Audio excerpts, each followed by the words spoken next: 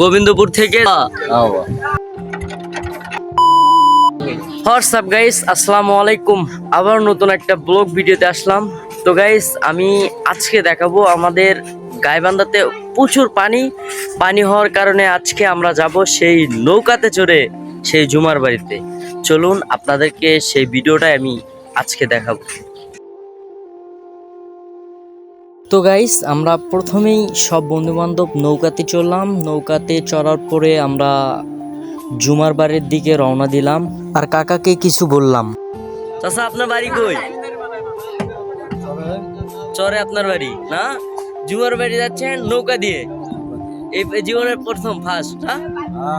ও, ভাড়া কত ভাড়া? ভাই জীবনের ফার্স্ট টাইম আপনি নৌকায় চড়ে জুমার বাড়ি যাচ্ছেন না ভাইয়া? হ্যাঁ তাই না? আচ্ছা, আপনার বাড়ি কই? বেড়াগ্রাম। এই জীবনের প্রথম আপনি গোবিন্দপুর থেকে যাচ্ছেন জুমার বাড়ি বাজার করতে না? নৌকায় চড়ে। হ্যাঁ, এই যে একটা ছেলে আছে এখানে, এই ছেলের কাছ থেকে কিছু শুনবো। কি বাবা, এরকম সিচুয়েশনের মধ্যে খুব একটা যাতায়াতের সমস্যা হচ্ছে, তাই না? খাওয়া দাওয়ার তো সমস্যা, এটা তো সবাই জানে। আর এরকম পানি হবে আমাদের গাইবান্ধাতে কখনো কল্পনা করিও নি আমরা। তো কেমন লাগতেছে পানির মধ্যে আপনার? খুবই খারাপ। খুবই খারাপ। খারাপ লাগারই কথা। বাড়িতে তো পানি উঠছে না? হ্যাঁ। তারপরে কাকাকে বললাম, কাকা তাহলে তোমারও বাড়িতেও পানি উঠলো? কাকা বলল, হ বাবা আর কি করবো। কাকা ফির আবার এটাও বললো, বাবা খাওয়া দাওয়ার সমস্যা, সব দিক দিয়ে সমস্যা।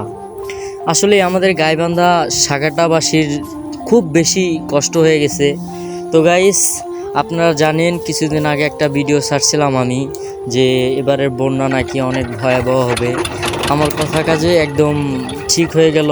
এবারকার বন্যা নাকি আরও বেশি হবে। আর তার মধ্যে মাইকিং করে বলছে 4 দিন পানি বাড়বে না, 4 দিন পরে আবার 4 দিনের দিন নাকি 4 দিনে 1 হাত পানি বাড়বে।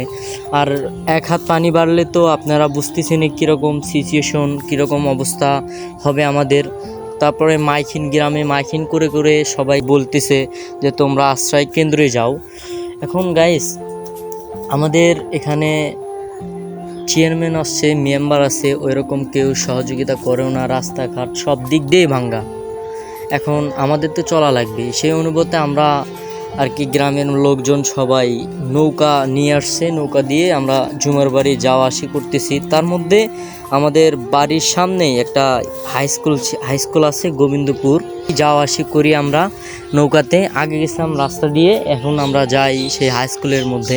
কিন্তু হাই স্কুলেরও অবস্থা খুব খারাপ। পড়াশোনার সব ছাত্রদের সমস্যা, পরীক্ষা হচ্ছে, পরীক্ষারও সমস্যা আর কি। স্কুলের চালে চালে একদম পানি হয়ে গেছে। তো গাইস, কিছু বলতে চাই না। আর সবাই ভিডিওটা এমনভাবে শেয়ার করে দিবেন যেন সবার কাছে পৌঁছে যায়। আর গাইস, আরেকটা কথা, কালকে আমরা মামুন ভয়েস 39 থেকে কিছু ত্রাণ বিতরণ করব, মানুষকে দেব। এই ভিডিওটাও আপনারা খুব তাড়াতাড়ি পাবেন। সবাই ভালো থাকবেন, মামুন ভয়েস 39-এর পাশে থাকবেন। আল্লাহ হাফিজ।